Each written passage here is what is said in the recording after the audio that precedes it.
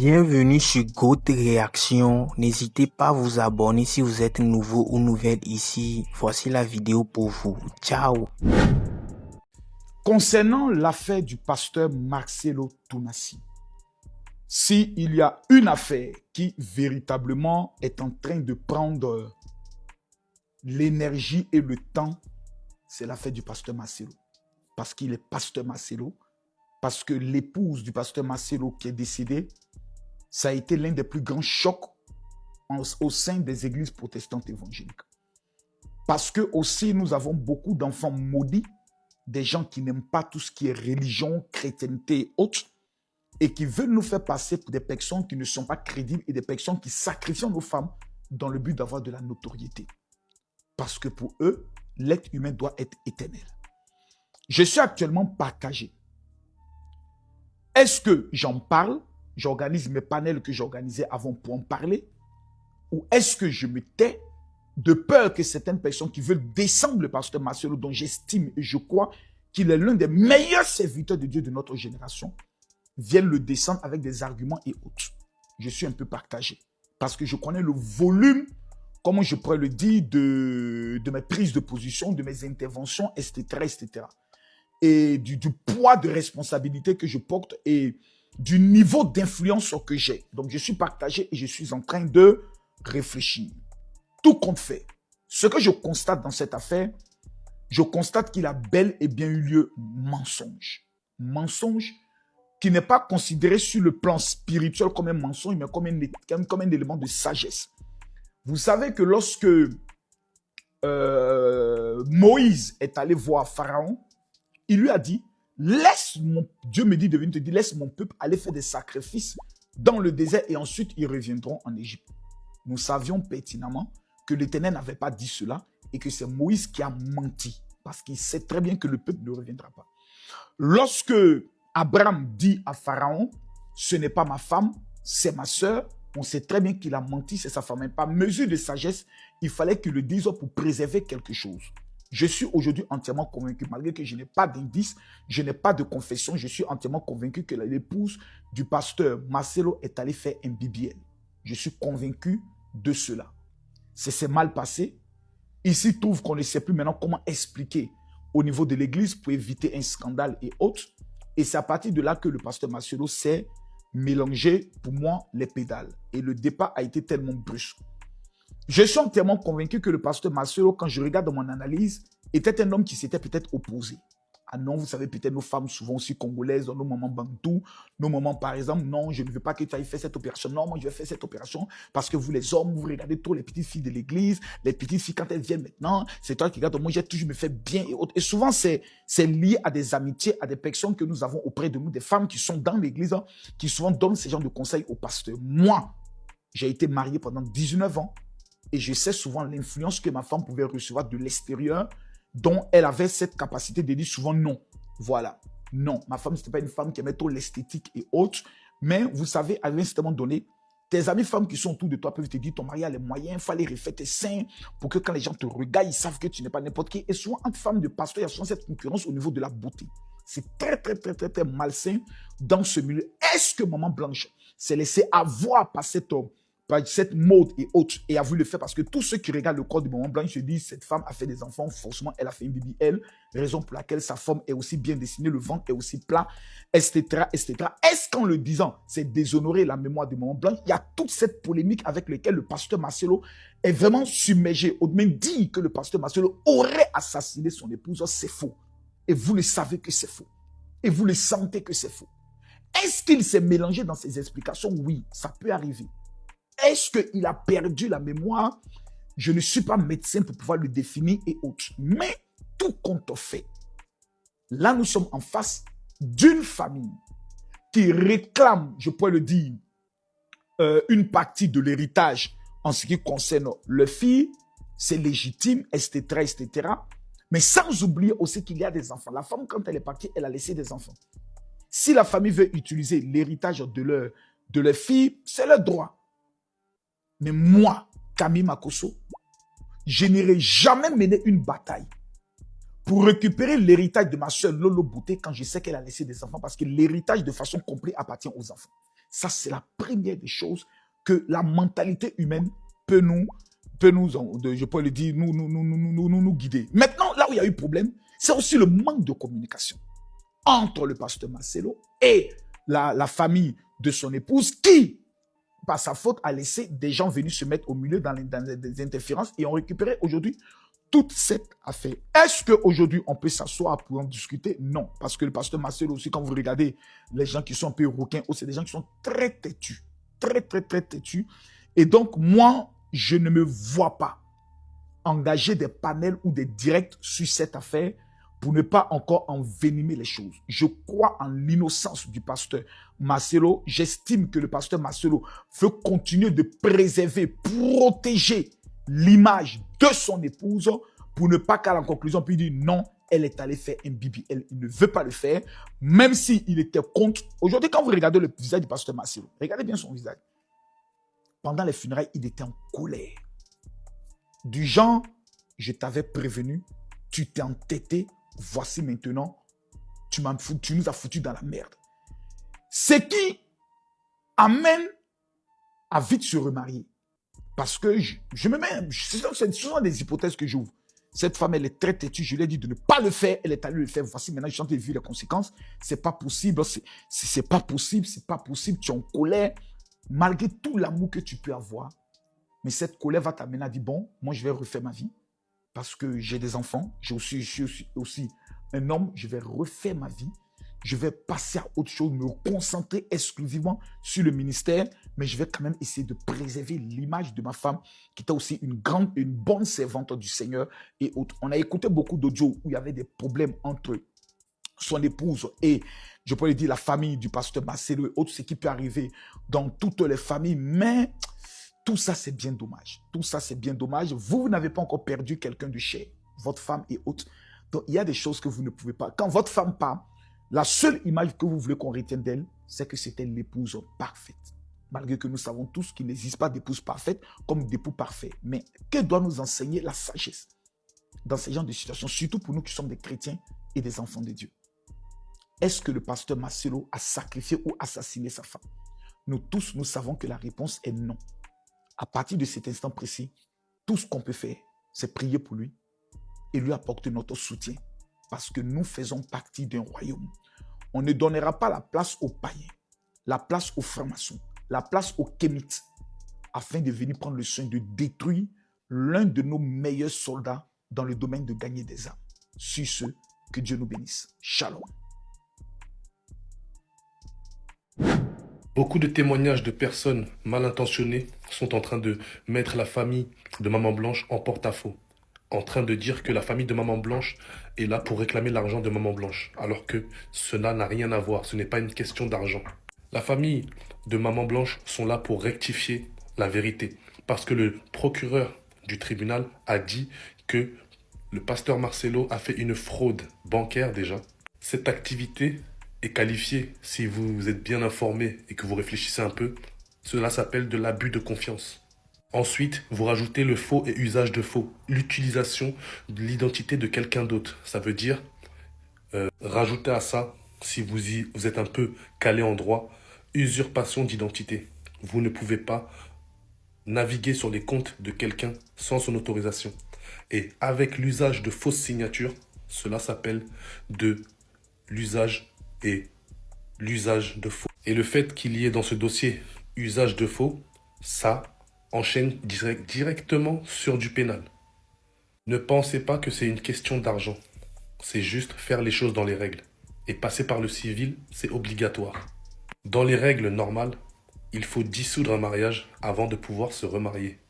Donc, la raison pour laquelle le pasteur Marcelo ne s'est pas marié civilement. Et d'après ses dires, lui, il ne s'est pas marié civilement par rapport à ses enfants. Alors que c'est faux. S'il s'était marié civilement avec Esther, il aurait été dans 2 mariages. Et là, il aurait eu encore plus de problèmes qu'il en a déjà qui vont arriver. Donc ceux qui ne connaissent pas trop les lois et les droits, sachez juste une chose.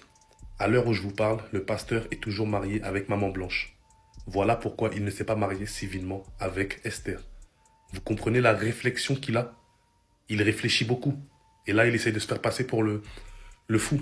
Donc je suis désolé de vous apprendre que le nouveau mariage avec Esther est un mariage nul. Devant la loi, ce mariage n'existe pas. Il n'est pas marié civilement. Et il sait pourquoi il ne s'est pas marié civilement. C'est juste une question de logique. Réfléchissez un peu, lisez un peu. Juste ça, lisez un peu les livres, lisez un peu. Allez même sur Internet, vous allez comprendre le pourquoi du comment.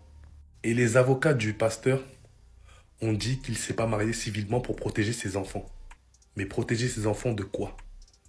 Protéger ses enfants ou bien le protéger lui par rapport à son double mariage qu'il n'aurait pas pu justifier parce qu'il n'est pas divorcé civilement de maman blanche. Et c'est aussi la raison pour laquelle il commence à plaider la folie, à dire qu'il oublie certaines choses pour ne pas avoir à se justifier sur ces actes malfaisants qu'il a pu faire. Ne soyez juste pas aveuglés par les paroles mielleuses d'un pasteur. Prenez le temps de réfléchir, de lire des documents, de renseigner. Ne faites pas des jugements sur la soi-disant bonté de la personne parce qu'on ne connaît pas les réelles intentions des gens tant qu'on n'a pas été confronté à ces personnes-là particulièrement. Mais la vérité, elle va sortir. La vérité sortira et vous verrez que cette histoire cache des choses très louches. Justice pour maman blanche. Et je n'ai pas fini d'éplucher cette affaire. On s'abonne, on repartage et on donne la justice pour maman blanche. Février 2026, alors de quoi s'agit-il? En effet, après le décès de Maman Blanche Tounassi, de nombreuses personnes s'étaient indignées sur la toile et ont commencé à crier justice pour Maman Blanche. Ceci en pointant du doigt le pasteur Marcelo comme le seul et unique responsable de son décès. De nombreuses personnes espéraient que le pasteur Marcelo puisse se retrouver en justice pour répondre en ce qui concerne le décès de sa défunte épouse. Mais est-ce que c'est ce que la famille de Maman Blanche souhaite? Contrairement à ce que de nombreuses personnes peuvent penser, le pasteur Marcelo s'est retrouvé en justice avec la famille Kandolo pour discuter de ce qui est succession. Discuter de comment les deux familles vont se départager l'héritage de Blanche. La famille de la défunte accuse le pasteur Marcelo d'avoir eu à faire une fausse déclaration. Donc dans cette déclaration, ils accusent le pasteur Marcelo d'avoir ajouté un certain Feli comme fils de la défunte Blanche Tounassi. Et lors du procès, les avocats du pasteur Marcelo ont pu démontrer que le soi-disant monsieur Feli n'était pas le fils de la défunte Blanche Tounassi, mais ce n'est qu'une personne qui avait eu à mettre le corps de la défunte Blanche Tounassi à la morgue. Deuxièmement, parce que le pasteur Marcelo s'est désigné comme seul et unique liquidateur des biens de sa défunte épouse. Donc, lors de ce procès, les avocats du pasteur Marcelo ont pu se défendre pour dire que le nom de la personne désignée dans l'acte de décès, ce n'est que la personne qui avait accompagné le corps de Maman Blanche à la morgue. Parce que après le décès de Maman Blanche, il faut savoir que administrativement parlant, le pasteur Marcelo n'était pas apte à faire toutes les démarches, d'où il a dû déléguer certaines personnes. Toujours lors de ce procès, il faut aussi le souligner car les rumeurs courent sur les réseaux sociaux comme quoi le pasteur Marcelo a eu à dire qu'il ne connaissait pas la date du décès de sa défunte épouse. Le pasteur Marcelo, lorsqu'on lui a posé la question par rapport à la date du décès de la défunte Blanche Tounassi, il a eu à dire qu'il a des trous de mémoire. Et cela peut aussi s'expliquer parce que certaines personnes dans leur processus de guérison ont tendance à rejeter toutes les dates qui ont eu à les traumatiser dans la vie. Et vous le savez si bien que le pasteur Marcelo, par rapport à tout ce qu'il a eu à partager avec sa défunte épouse, c'était une période assez difficile pour lui de la voir partir et il se pourrait aussi que son cerveau puisse rejeter certaines informations. Côté du camp adverse, qui est de la famille de la défunte Blanche Tounassi, on a eu à poser la question au frère de la défunte Blanche Tounassi s'il était sûr que sa sœur était réellement décédée. Ce dernier était en incapacité de répondre car il a dit qu'il n'était pas sûr. Et les gens sont quand même choqués de se dire, si vous n'êtes pas sûr qu'elle est décédée ou que vous n'arrivez pas à répondre à cette question, pourquoi se retrouver face à un tribunal pour discuter de la succession? Enfin, vous pouvez réaliser que le litige entre les deux familles ne se trouve pas au niveau des doutes et des spéculations concernant le décès de la défunte Blanche Tounassi, mais c'est plutôt une affaire de succession désormais parce que le procès n'est pas au pénal, mais plutôt au tribunal de paix. Si la famille soupçonnait le pasteur Marcelo d'être à l'origine, de près ou de loin, de la disparition de maman Blanche Tounassi, je suis sûre que cette famille allait ramener le pasteur Marcelo devant le tribunal pénal, ce qui n'est pas le cas. Enfin, en dépit de tout ça, le pasteur Marcelo est désormais remarié et il essaye de reconstruire sa vie comme il le peut. On espère que la paix pourra régner un jour entre les deux familles, surtout pour le bien-être des enfants que maman Blanche Tounassi a eu à laisser. Sur ce, prenez soin de vous et surtout faites attention à vous. On se retrouve dès qu'il y aura de nouvelles informations. Au revoir. On a aussi un autre fait qui marque cette histoire du pasteur Marcelo concernant l'héritage. Il semblerait que le pasteur Marcelo voulait donner ce qu'il veut en guise d'héritage et non pas ce qu'il doit donner par rapport à la loi. Parce que comme vous le savez, il y a des lois et les lois doivent être respectées.